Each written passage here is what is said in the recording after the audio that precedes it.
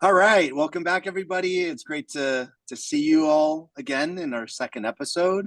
So, as a follow up to our last week's episode, when we talked about experience a ton, we decided that we wanted to just pull on that thread and continue having a conversation around why experience is so important.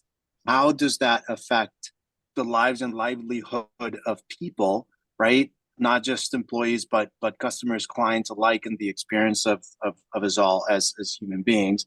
So we're gonna talk about that in this episode about like creating that experience and why that's so important. So for that, I know that we also talked a bunch of my previous HubSpot days, and that's where I want to start. That's what I want to revisit. And Ian, one of the things that when we started talking, you remember in those first couple of weeks where we were like in those initial dates, right? In those initial Feeling it all calls where we out. were just yeah, where we were just getting to know each other, see if the way we worked and our mission statements, I guess, just were a good fit. It was incredible. Like one of the things that baffled me the most and sort of gave me like butterflies in my stomach was that I came from HubSpot with this obsession for the customer, Yep. and hearing you and Jess talk about that, about how that was so important for you guys at Stockpress, I was like, all right, we have to go from the the dates to let's Yeah. start like officially dating, and Well, then glad that that advisory role helped. So tell us a little bit more about that, like in terms of the experience yeah. and your background with Stockpress. How how does that client and employee experience impact the way have you guys how you've guys grown? Well, it's a funny one, and I'm gonna be like a politician here and dodge the question slightly to begin with. I think it's an interesting one. I'm actually going to flip the question back on you a little bit in a second. So when we first met, just going back to that moment, I think what was really striking for us was that element of it's more than a business and it's more than a sale. It's about that relationship you create with people. And I think Jess and I have always been very conscious of that. Like I think the style that you run a business in and the way that you do business is just as important as, the tool, the product, the process, whatever it is you're selling. And I think when we first started speaking to you, it was incredibly evident that actually you'd carried a lot of that along the way with you from especially those HubSpot days of like you create an experience and actually you bring that through to all of the work that you're doing. So I am going to flip the question back to you because clearly it mattered so much and it's clearly the thing that kind of we connected on most. But like, how did that experience at HubSpot kind of shape your understanding of the importance of creating an experience all based around teamwork and collaboration?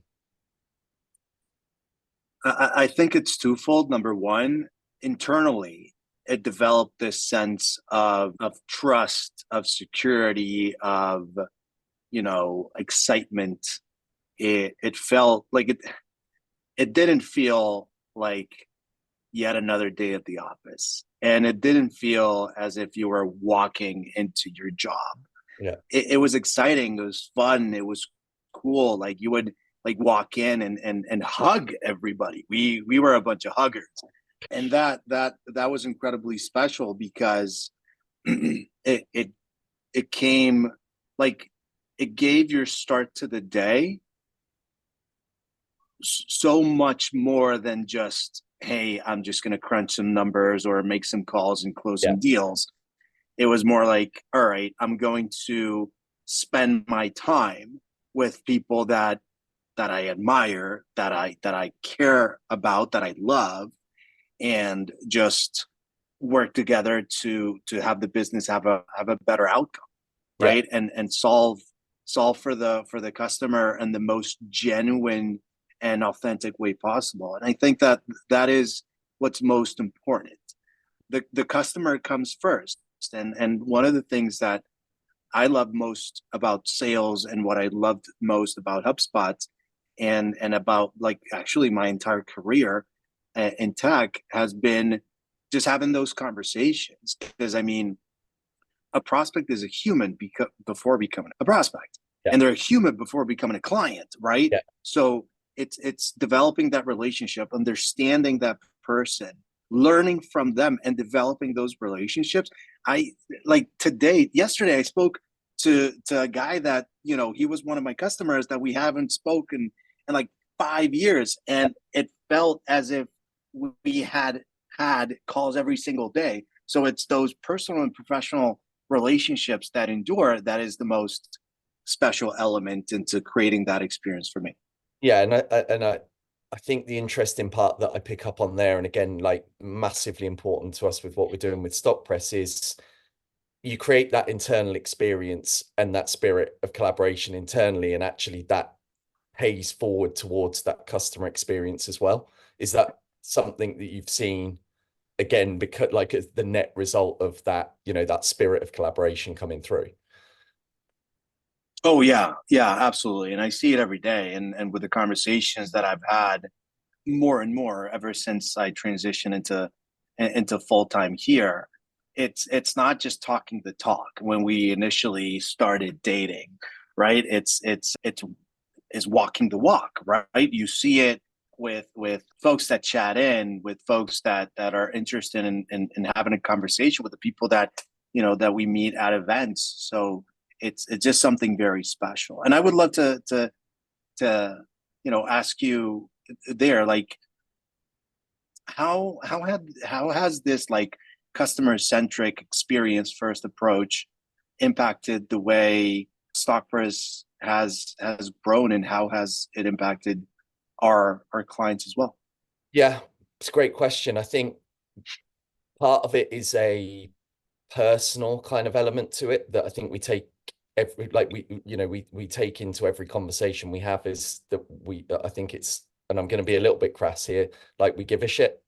Like we actually care about the way that people do their job. We care about, you know, the fact that they do have those challenges. I think, you know, some of the interesting things that we get to do around customer centricity is we are aggregators of knowledge. Like we are in this very unique position that we get to speak to lots of people in, you know, similar roles: marketing, creative, media management, communications. They're the folks we're talking to. What happens though when you work for a company is that you tend to think that your company is the only one with that challenge. And I think the beauty about the way that we're approaching things with that kind of customer centric mindset is we aggregate all of these conversations. We hear these common challenges, and what we don't just do is go, right, we're now going to focus on this one business. Of course, that's what we want to do. But really what we're doing is saying, okay, we're hearing this across these industries, and we're trying to provide a solution based on all of these challenges. And guess what? We want to make you feel a little bit better because you're not alone in that challenge. But also, you know, it's about using those experiences of other people to provide a better solution. So I think that's the approach we've really taken to this, is like, you know, being a bit more cerebral about it, to think about like, what's happening, what we're hearing, so that we can then position things back to people in a way that, you know, it's almost like we're repeating back to them the things they've been saying to us. And if you can do that organically, it's kind of a powerful and like really exhilarating feeling, because, you know, if you feel like you've got skin in their game. Hope that makes Absolutely, totally, sense. yeah, totally.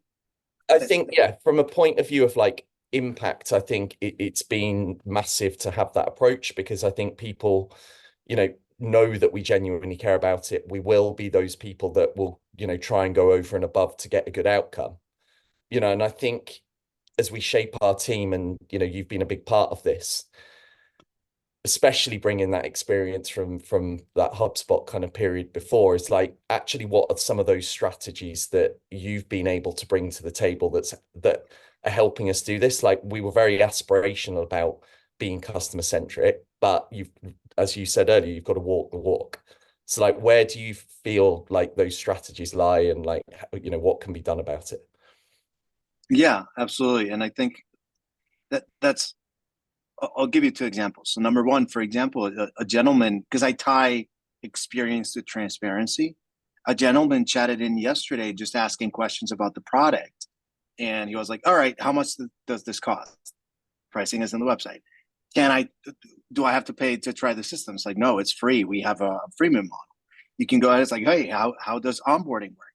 It's like, we have that covered. Do I have to pay for onboarding? No, you don't. So it's all of these just great ways to facilitate things for people, because this element of change, right, is the most difficult component of when somebody is analyzing a solution or buying something, right? I remember and the second example was when I was going to buy a car.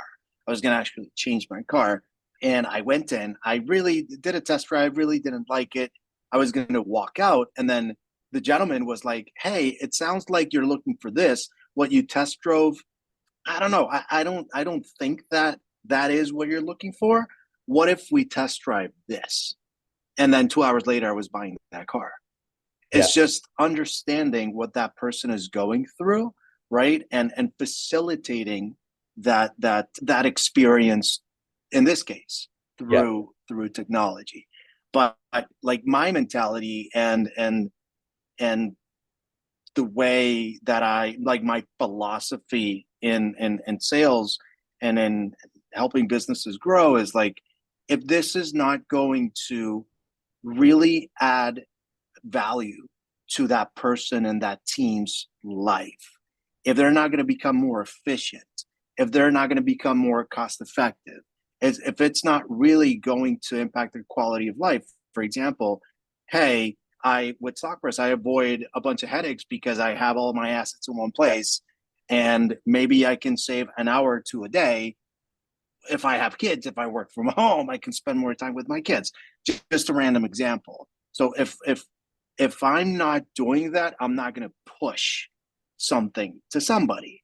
Another example, there was this gentleman, he wanted to use it for personal use. It's like, dude, and sorry for being so casual, it's really not the best fit. It's like, find something different, right? So I think that is incredibly important as we not just see where the business is now, but as we move forward. It's very important for these conversations to not just add value, but be incredibly human in the way how we carry ourselves.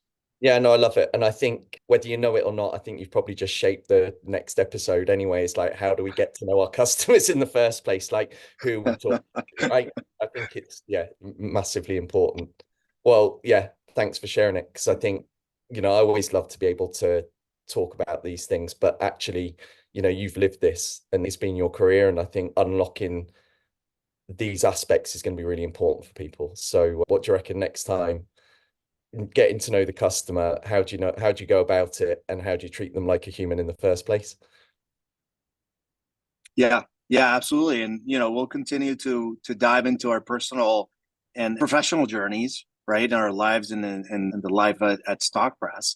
So if there's anything that the people that are hearing us that you'd like us to talk about and us to discuss, we would love to hear from you. Just contact us, chat in, send us an email, LinkedIn. We will be all ears. Thank you so much for listening in. Thank you so much, Ian. Until next week. Yep.